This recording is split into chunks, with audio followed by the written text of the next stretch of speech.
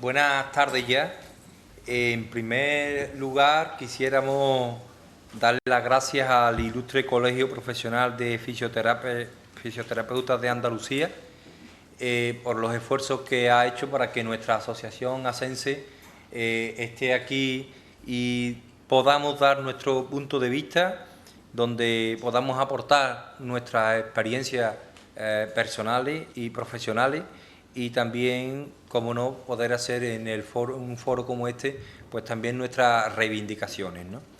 En principio estaba previsto de que la ponencia la hiciese yo solo, que soy secretario de esta Asociación de Enfermedades Neuromusculares, pero la verdad es que creo que va a ser mucho más asumible por todos ustedes, que también participen la parte técnica, que la va a hacer una persona que colabora desinteresadamente con nosotros, que es fisioterapeuta y además tiene un máster en neurofisioterapia, que es Beatriz Heredia Camacho, y también la persona que viene colaborando en nuestra asociación como trabajadora social, que es Victoria Vida.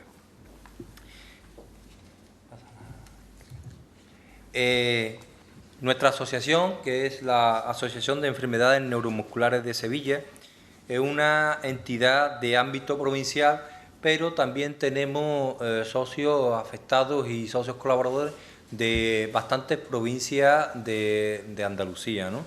Tenemos tanto de Málaga como de Cádiz, como de Huelva, de Córdoba también algunos. Es una asociación sin ánimo de lucro, compuesta por personas afectadas por patologías neuromusculares, sus familiares y profesionales de la medicina, que promocionan todo tipo de acciones y actividades de divulgación, investigación, rehabilitación, sensibilización e información, destinada a mejorar la calidad de vida, integración y desarrollo de los afectados. Tenemos un problema, que es el problema de hacer enfermedades raras las que padecemos. Solemos haber pocos y además muy dispersos, ¿no? Es una de las cosas que intentamos solucionar a través de nuestra página web, como ahí lo ponemos, asense.org, y también trabajando con los nuevos medios que nos facilitan. ASENSE está federada como una de las 21 asociaciones que compone ASEN, que es la Federación Española de Enfermedades Neuromusculares en el ámbito nacional, que también, como pueden ver, también tienen ahí su página web.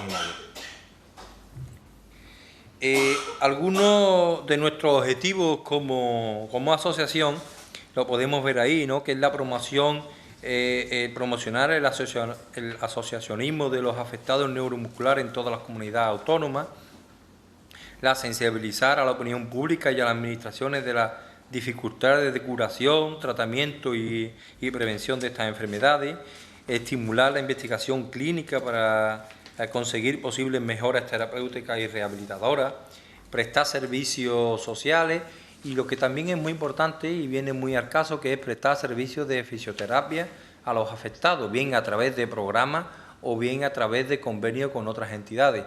Y aquí volvemos a decir el principal problema que tenemos, que es la dispersión. Por eso más adelante explicaremos, hemos firmado algunos convenios de colaboración con otras asociaciones para poder utilizar sus servicios, ¿no? Y también otro de los puntos es cooperar con todas aquellas entidades que tengan la misma finalidad, ¿no? Y de hecho hoy por eso estamos aquí. Teniendo en cuenta que somos una asociación relativamente nueva, que contamos con unos recursos todavía escasos y que al tratarse de enfermedades raras y poco frecuentes, por tanto, nuestros asociados se encuentran muy diseminados por todo el territorio andaluz, el cumplimiento de estos objetivos se nos hace muy difícil y complicado, pero aún así venimos realizando jornadas de información y estudio, encuentros de terapia y esparcimiento, charlas explicativas por colegios e institutos, y conjunto con nuestra federación realizamos lo que es el Congreso Nacional sobre Enfermedades Neuromusculares, cuya 25 edición se celebró el pasado año por primera vez en Andalucía.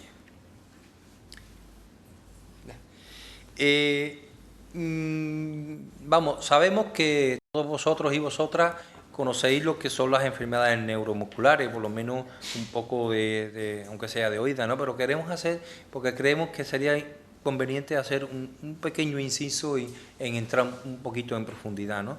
Son un conjunto de más de 150 enfermedades neurológicas, hereditarias o adquiridas, que afectan a la musculatura y al sistema nervioso, pudiendo estar afectados el músculo, la unión neuromuscular, donde se juntan los nervios con el músculo, el nervio periférico, en brazos, piernas, cuellos y cara, o la motoneurona espinal, células nerviosas que controlan la acción de los músculos. Su aparición puede producirse en cualquier etapa de la vida, esto es muy importante, tanto en nacimiento como en la adolescencia o en la edad adulta. Y son enfermedades progresivas, es decir, que poco a poco se va paralizando nuestro cuerpo. Un tipo de enfermedad un poco más rápida, otro un poco más lento, pero todas con tiene una misma característica, que es muy difícil de sobrellevar su enfermedad, ¿no? Las causas de las enfermedades neuromusculares son muy diferentes, incluso en muchas enfermedades no se conoce aún el origen, pero se investiga activamente para determinarlo. Las enfermedades neuromusculares pueden clasificarse según su causa o su origen en dos tipos, las genéticas y las adquiridas. Los tipos de enfermedades neuromusculares, por su amplitud y complejidad, no los vamos a enumerar, pero un extenso trabajo sobre ellos se puede encontrar en nuestro apartado de la página web, que ya hemos dicho, www.asense.org, ¿no? También hemos dejado unos folletos y unos libros a la entrada, donde se resumen perfectamente las más importantes o las más usuales. Ese folleto y ese libro es totalmente gratuito y lo pueden solicitar en la entrada, que allí está a disposición de todos vosotros y vosotras. Y otro documento de consulta muy interesante es la guía de las enfermedades neuromusculares, información y apoyo a la familia, que editó nuestra federación ASEN, y que pueden encontrar en la página web de esta federación, que es asen-medio-esp.org.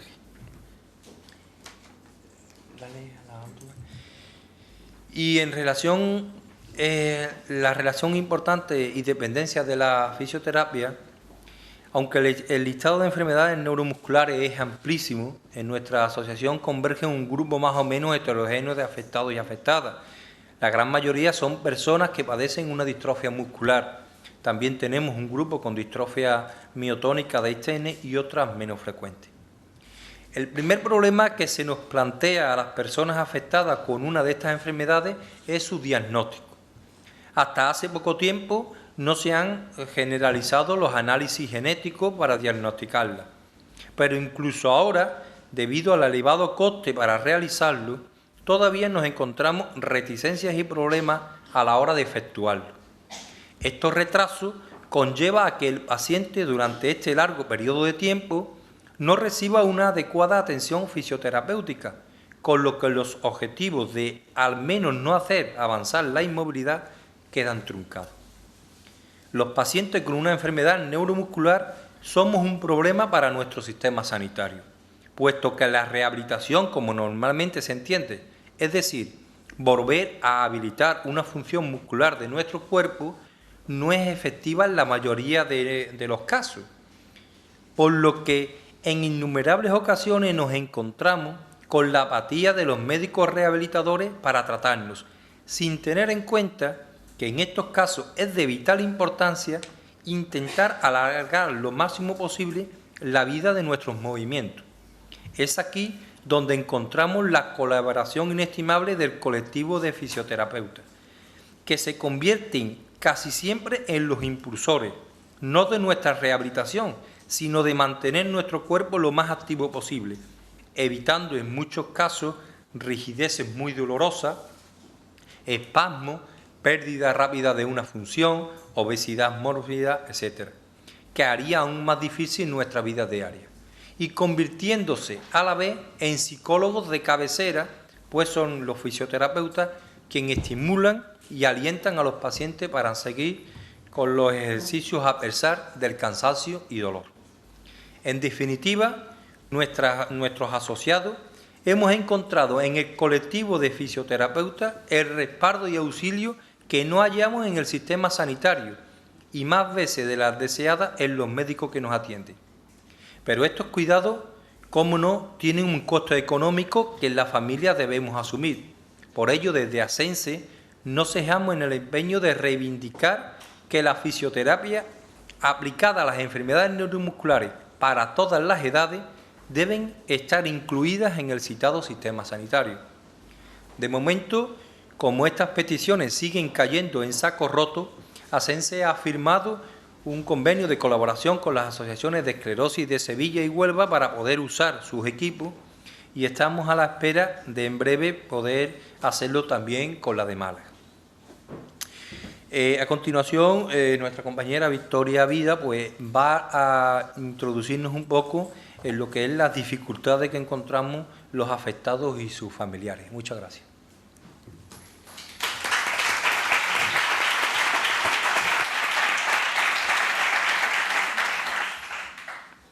Hola, buenas tardes a todos. Agradecer también, ya que mi compañero lo ha hecho, pero agradecer que nos hayan... Perdón, ¿no se oye? ¿Ahora? Sí, perdón. Pues ante todo eso, agradecer que hayan contado con nosotros, porque esto es un altavoz para los pacientes.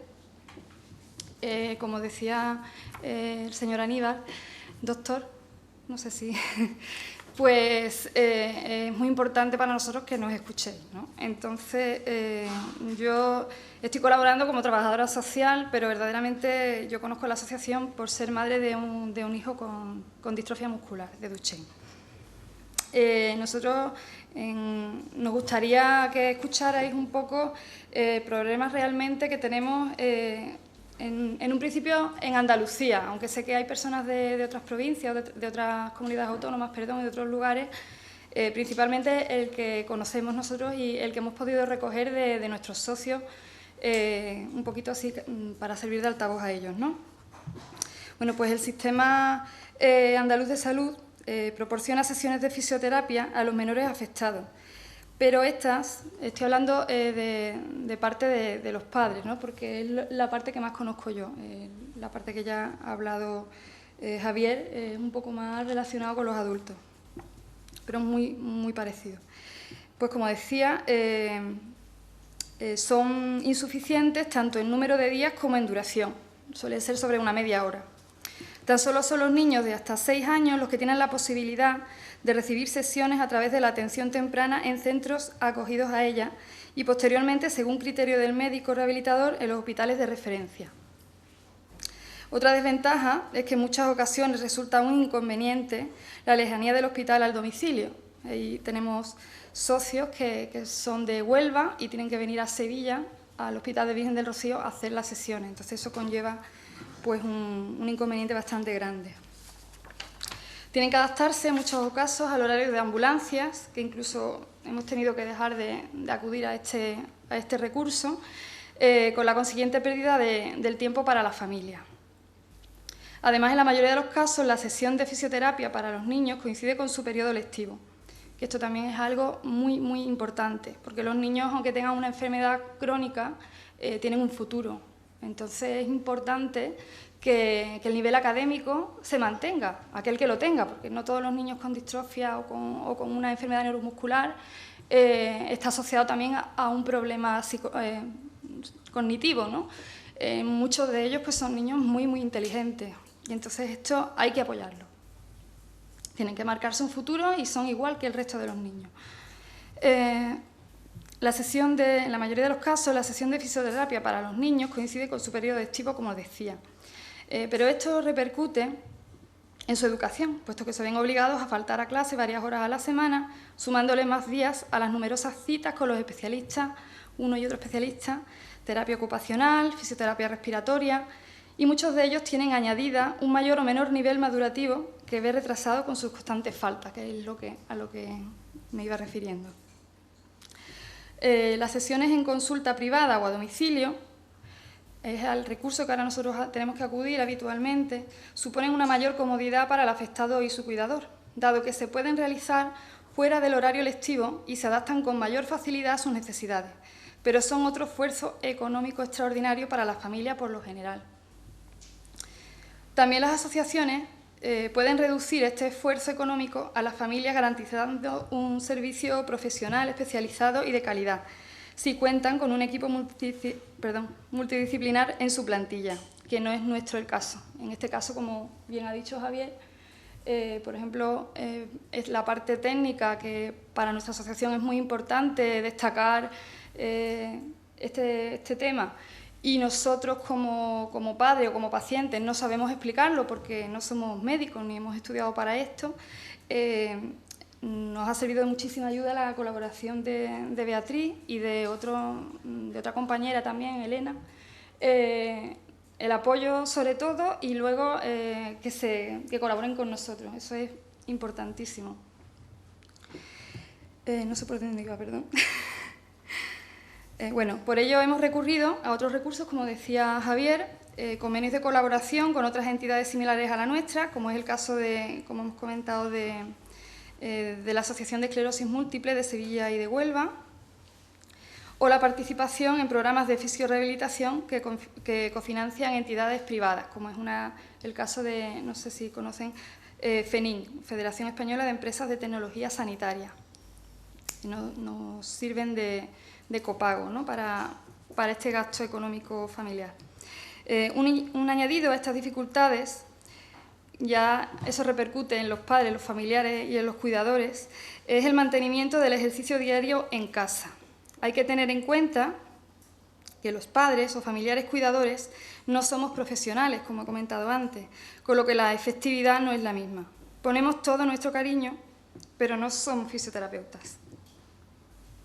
Es mucho el desgaste, tanto físico como emocional, que a veces sufrimos los cuidadores, que tantos frentes que tenemos que abordar. No podemos olvidar los deberes de casa, trabajo y otros hijos, porque no solamente tenemos a nuestros niños enfermos, a nuestros familiares, ¿no? Pues las propuestas que nosotros tenemos, después de toda esta avalancha que os hemos ido dando, es sobre todo la comunicación con la familia cuidadora. El mantenimiento de los ejercicios en el resto de la semana, teniendo en cuenta que las sesiones semanales son de 1 a 3 semanales de 45 minutos, que es lo que se suele ofertar, ¿no? Decirlo así de una manera un poco casera, ¿no?, poner las pilas a los padres, porque es muy importante que el apoyo y el regañarnos, el decirnos, no, este ejercicio hay que seguir haciéndolo, no lo dejes, no lo olvides, aunque estés cansado, aunque el niño esté cansado, pues es muy importante que nos ayudéis en ese tema, ¿no? Con la continuación de los ejercicios en casa, los estiramientos y todo este tema. La escucha como decía, voy a repetir otra vez, pero tenía muchísima razón, que nos escuchéis, a los padres, a los familiares, muy, muy importante, a los pacientes, porque es otra parte del tratamiento, por decirlo de alguna manera, ¿no? Que sirváis un poco de psicólogos o por lo menos que nos entendáis, que es parte de la sesión. Parte de la sesión terapéutica o fisioterapéutica es la escucha. Los consejos profesionales son muy, muy importantes. Esto sí me gusta hacer hincapié.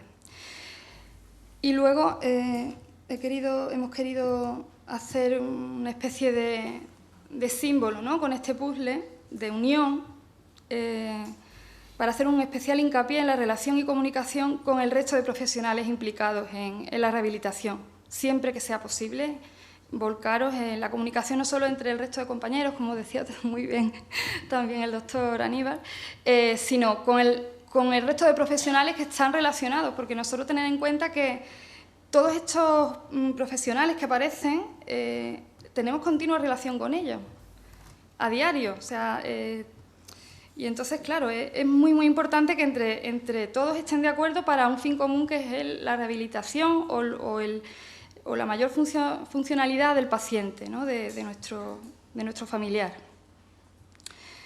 Es muy importante, por ejemplo, que Estoy hablando como un caso práctico personal, ¿no? Por decirlo de alguna manera, para dejarlo mejor marcado. Por ejemplo, que el traumatólogo no se limite a pensar en la conveniencia de realizar una operación sin tener en cuenta las características especiales de nuestro paciente ni la rehabilitación y fisioterapia necesarias para su recuperación posterior. Y aunque sea un tema algo controvertido, que sabemos que suele haber algún problema, alguna dificultad en este aspecto, la comunicación directa médico-rehabilitador, fisioterapeuta o neumólogo, fisioterapeuta, etcétera, y la coordinación entre los profesionales siempre en beneficio del paciente, aunque este mismo o su familiar cuidador tengan que servir de interlocutores o de canal en esta comunicación. No os importa decir, necesito hablar con el neumólogo, necesito... cualquier comunicación es esencial. Es esencial porque tened en cuenta que el paciente es vuestro hilo conductor al resto de profesionales. Porque por tiempo, por cualquier circunstancia, es muy complicado hacer una coalición, ¿no? Una ayuda común. También tener en cuenta el aspecto psicológico, procurando siempre la mayor funcionalidad del paciente, la normalización de su vida cotidiana, que esto es esencial, y la facilitación en todos los aspectos de esta y su calidad de vida en general. Y a continuación os paso con Beatriz, que, como hemos dicho, hará la parte técnica, que es muy relacionada con nosotros, pero que nosotros no sabríamos explicar seguro mejor que ella. Muchas gracias.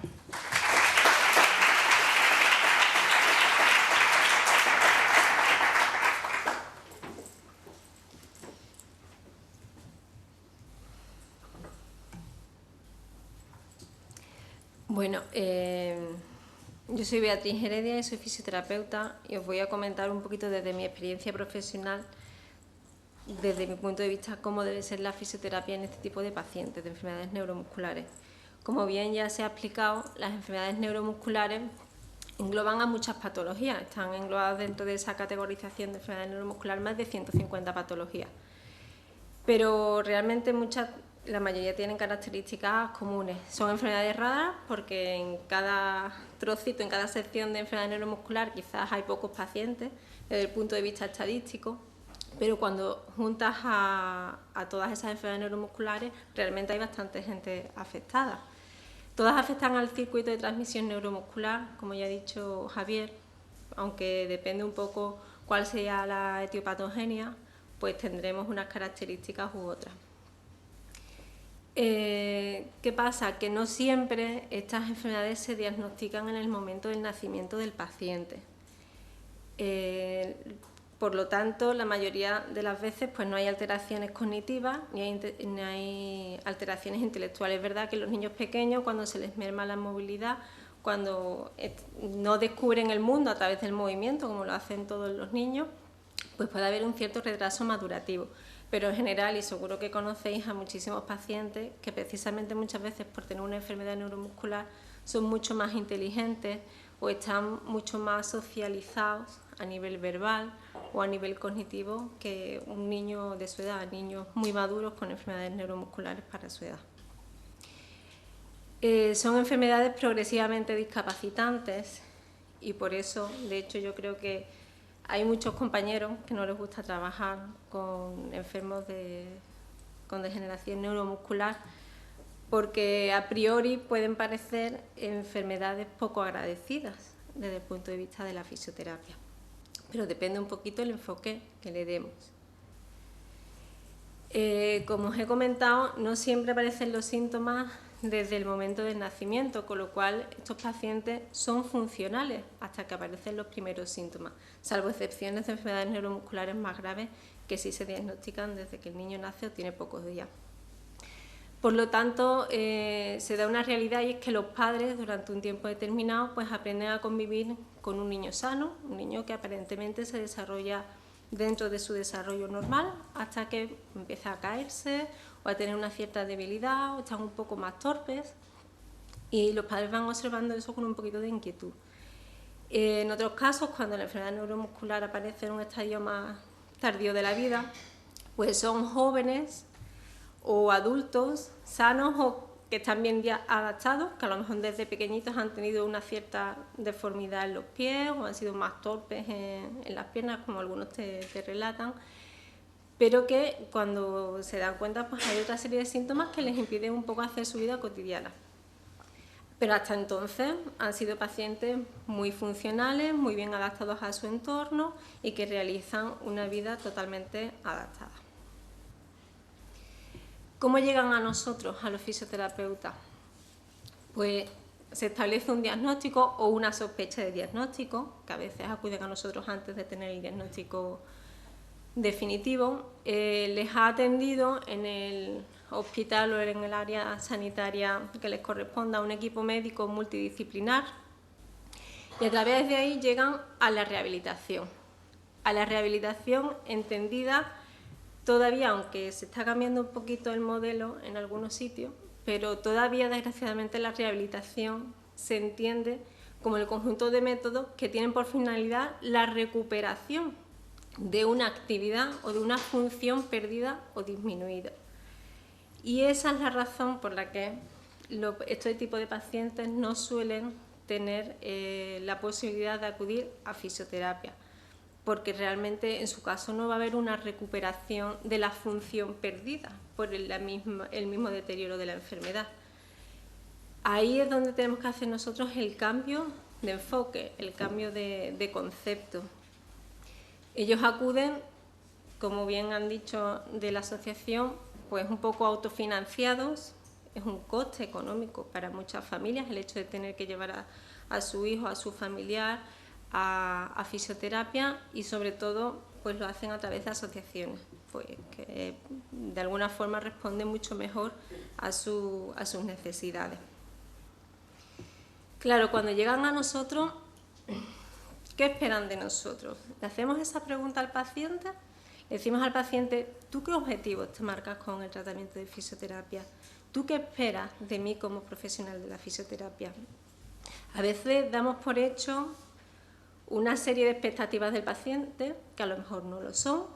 Volvemos a insistir un poquito en la escucha del paciente y de los padres de los niños. Desde el primer momento que llegan, pues le tenemos que hacer esa pregunta, ¿tú qué esperas de nosotros?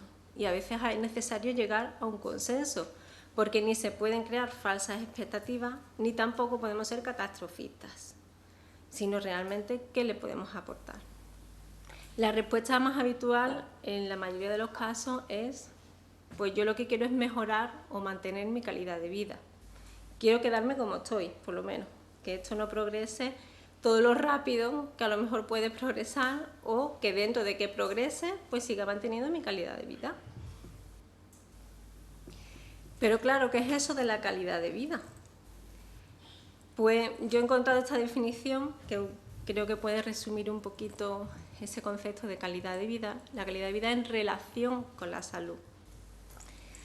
Los efectos físicos, mentales y sociales de la enfermedad en la vida diaria, y qué impacto tiene esto en el nivel de bienestar del paciente, en su satisfacción y en su autoestima. Y ahí es donde nosotros tenemos que actuar, en esos efectos físicos, pero como esos efectos físicos también influyen en la autoestima del paciente y en el bienestar subjetivo. Engloba, como veis, a toda la realidad biopsicosocial del paciente. ¿Qué podemos hacer entonces nosotros, partiendo desde esta posición del paciente, desde esta realidad? Pues nosotros tenemos que enfocar nuestro tratamiento a la máxima funcionalidad del paciente en cada etapa del proceso evolutivo de su enfermedad. Son enfermedades muy discapacitantes, pero eso no quiere decir que el paciente desde el primer momento se condene a no tener movimiento. La función va a venir por el movimiento. Sin movimiento no hay función. Y nuestra tarea va a ser siempre dotar al paciente y a su familia de la máxima funcionalidad dentro de las posibilidades del paciente en cada momento. Esto tiene que incidir en su calidad de vida, en eso que hemos comentado antes, que eran los efectos físicos, sociales y psicológicos hacia el entorno social del paciente. Y esto implica que el paciente y su familia deben ser lo más autónomos posible para normalizar su vida. El paciente no puede vivir en torno a la fisioterapia o a la rehabilitación, muchas veces tal y como se ha concebido, ¿no? Sino que realmente nosotros le tenemos que dar herramientas para que ellos sean lo más autónomos posible. Esto lo vamos a hacer a través de los objetivos secundarios, que será mejorar los síntomas que inciden especialmente en la disminución de esta calidad de vida percibida por el paciente. ¿Qué síntomas primordiales son los que influyen en esa calidad de vida? El dolor. El dolor es muy incapacitante de por sí, el dolor se percibe como una amenaza, es el factor más discapacitante que hay. Si un paciente tiene dolor, ese paciente no se va a mover. Si un paciente tiene dolor, pues va a intentar limitar sus actividades lo máximo posible. No va a permitir que hagamos con él un cierto trabajo específico. Sin embargo, cuando te pones a buscar en la bibliografía dolor en enfermedad neuromuscular, te das cuenta que hay pocos resultados, que realmente se ha investigado mucho y se ha investigado muy poco o se ha escrito muy poco acerca del dolor en las enfermedades neuromusculares, y es uno de los síntomas más incapacitantes que hay. Por supuesto, la insuficiencia respiratoria. Todos estos pacientes con enfermedades neuromusculares, lógicamente, al estar afectada toda la musculatura respiratoria, van a tener un gran hándicap para realizar muchas de sus actividades de la vida cotidiana. En invierno, todos los pacientes con enfermedades neuromusculares se asustan porque llega el invierno, llega el mal tiempo, y entonces cuando se ponen las pilas para empezar a hacer ejercicio respiratorio, cuando más insisten en eso. Sí, pero es que eso hay que hacerlo todo el año. Es que nuestro trabajo tiene que ser también motivar a que esa capacidad respiratoria siga manteniéndose todo el año. Es que ese trabajo es fundamental y no siempre o nosotros somos lo suficientemente asertivos en ese tema o el paciente no lo percibe lo suficiente, y sí tenemos que ser ahí muy insistentes. Y por supuesto la debilidad muscular, que va a ir mermando esa movilidad y esa función. Tenemos que mantener las funciones motrices inherentes al ser humano, como son la bipedestación y la marcha, así como todo el tema de la manipulación fina, del trabajo manual. El hombre es un ser bípedo por naturaleza y todo el tiempo que sea posible es necesario que se mantenga esta bipedestación y esta marcha, a pesar de la debilidad muscular, a pesar de la fatigabilidad, que se puede controlar desde con muchas herramientas y con mucha observación a través de aparatos muy sencillitos, o simplemente por la observación, por la toma del pulso, por un pulsiosímetro, por todo lo que tengáis a mano, ¿no? Pero sí que es necesario que la bipedestación y la marcha se prolonguen en el tiempo, el máximo tiempo posible. Y por supuesto todo esto hay que hacerlo con una comunicación permanente con el paciente y su familia, para que las actividades de la vida cotidiana se vayan adaptando, pero que sigan existiendo, y que realmente nosotros, que somos los que vemos más al paciente, vamos a ser los que podamos orientar mucho mejor, simplemente por la cercanía que tenemos y porque somos los que más lo vemos, al paciente y a su familia a seguir en su entorno biopsicosocial.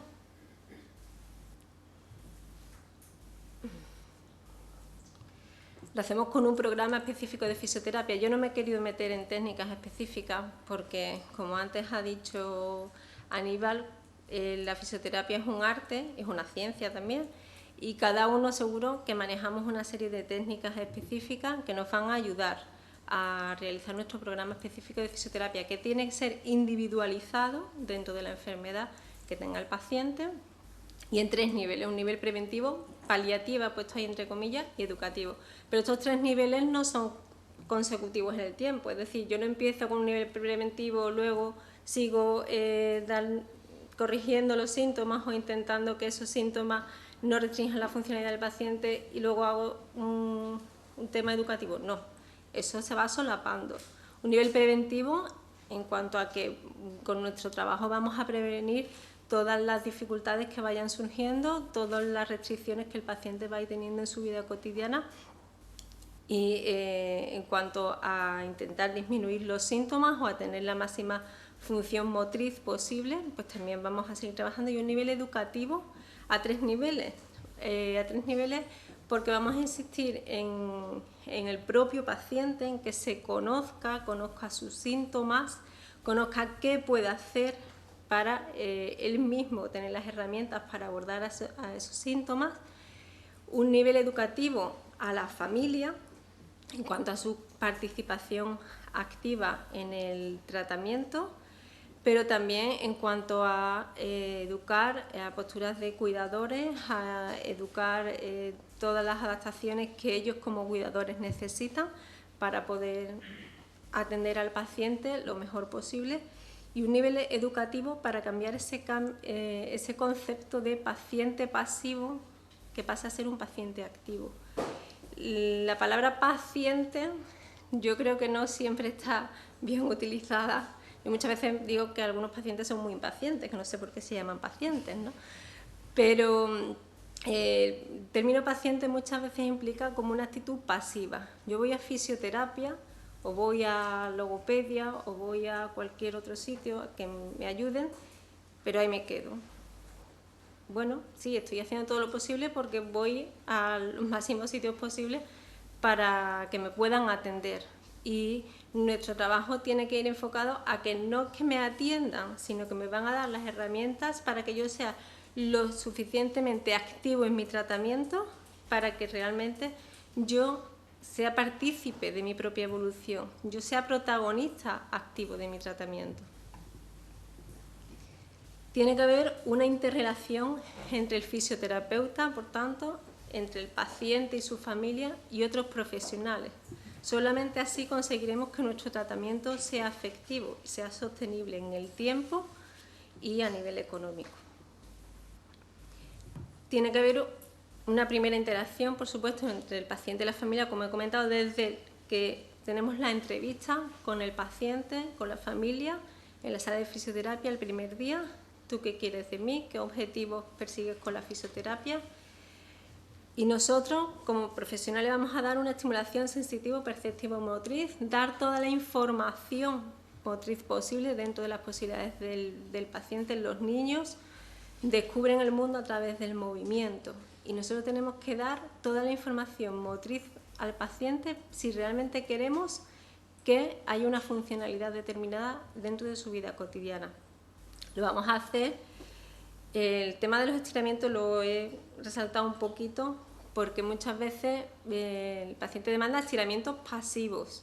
No, vamos a cambiar el chip, vamos a darte las herramientas para que tú seas protagonista. Tú tienes que hacer también estiramientos activos. Yo te puedo ayudar en ciertos momentos, pero estas herramientas terapéuticas te las vas a llevar a casa y tú vas a ser el que en un momento determinado, si tienes un espasmo, si tienes un aumento de espasticidad, si tienes un dolor o una contractura, ahí vas a trabajar tú de esta forma. Digo estiramientos como puedo decir cualquier otro medio físico que el paciente pueda disponer en su casa, en su vida cotidiana.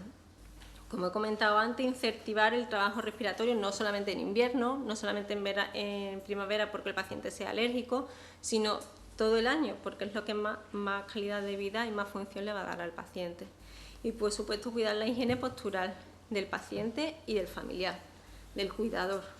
La higiene postural de nada sirve que yo en la sala de fisioterapia esté corrigiendo permanentemente la postura del paciente, que haga un trabajo cognitivo-conductual a través de espejos, a través de concienciación del propio cuerpo, si luego el paciente cuando sale de la sala sale en la silla mal sentado o a las primeras de cambio está mal sentado o guarda malas posturas en casa, y ahí es donde tenemos que ser asertivos tanto con el paciente como con el familiar.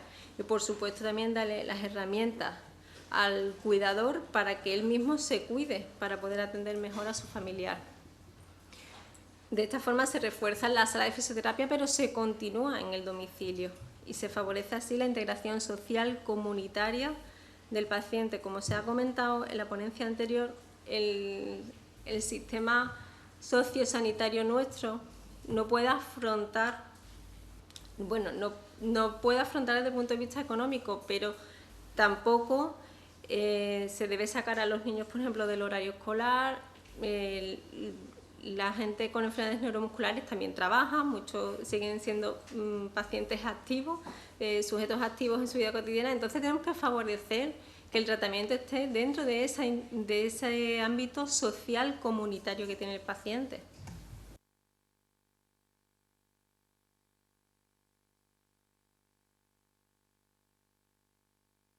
Interactuar con otros fisioterapeutas que trabajan con el paciente. Nuestros pacientes con enfermedades neuromusculares, yo por ejemplo, sí tengo esa experiencia de que son muy activos, van a la piscina, van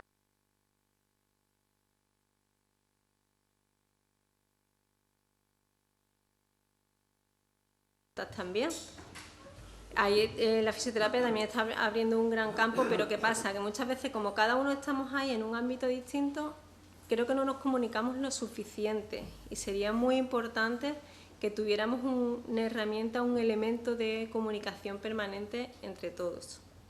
Por supuesto, hay que interactuar con otros profesionales, con los terapeutas ocupacionales, los logopedas, psicólogos, los neurólogos, neumólogos, los rehabilitadores, todos aquellos que atienden al paciente, porque el paciente va a ir a todos estos profesionales y de alguna forma demanda que todo el mundo interactúe con él.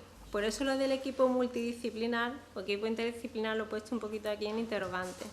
En Latinoamérica en general se habla más de equipo interdisciplinar y en España hablamos más de equipo multidisciplinar. Hay quien dice que es un defecto de traducción solo, pero ahí puede haber también un matiz un poquito distinto. Una cosa es que haya un equipo de muchos profesionales alrededor de un paciente y otra cosa es que haya una interacción entre los profesionales para abordar al paciente. Esa es la diferencia muchas veces de concepto entre el equipo mucho e interdisciplinar.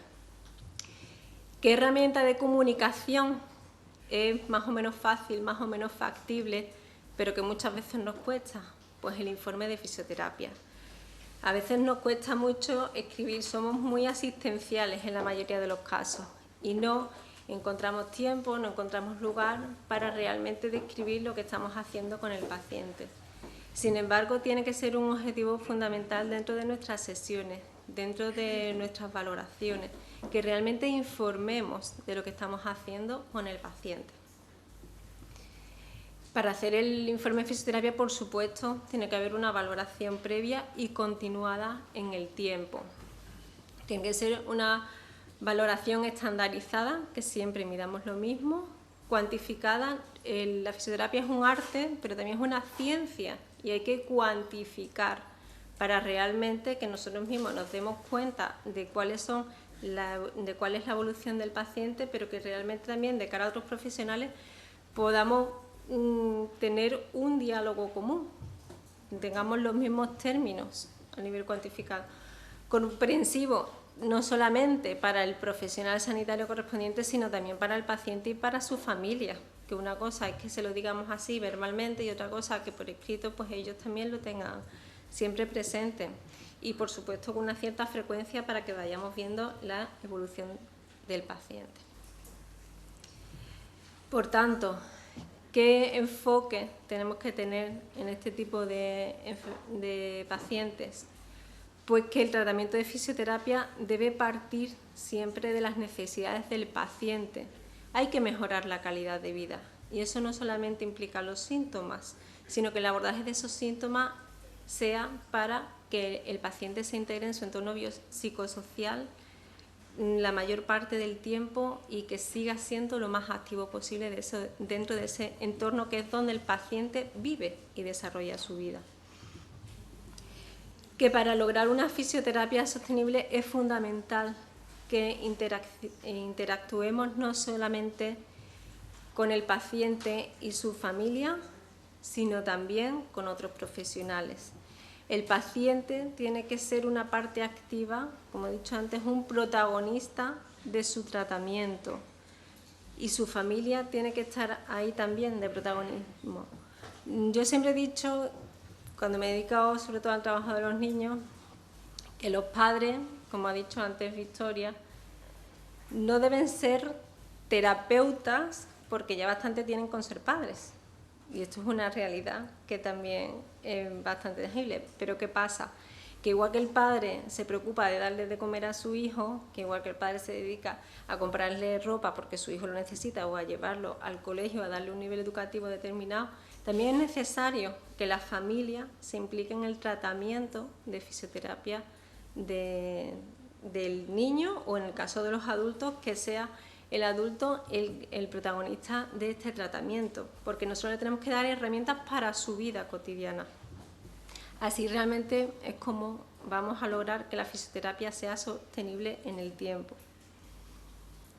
Y por último, quería comentaros que bueno, que como os he dicho antes, hay muchos compañeros que a mí, por ejemplo, me han dicho que no les gusta trabajar con enfermedades neuromusculares porque es un trabajo no siempre agradecido desde el punto de vista de la fisioterapia, sobre todo a aquellos que les gustan mucho los resultados inmediatos, ¿no?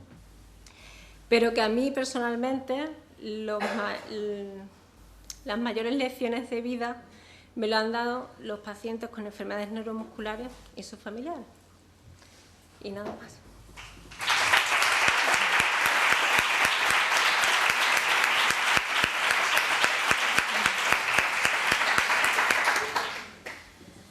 Muchísimas gracias, Francisco, Beatriz y Victoria. Me ha encantado lo último que has dicho, Beatriz. Yo trabajo con enfermos con enfermedades neuromusculares también y me ha encantado. Le voy a pedir el favor a doña Liz Hafner y a don Aníbal Materi, porque vamos a iniciar la mesa de debate. Que me acompañen, por favor.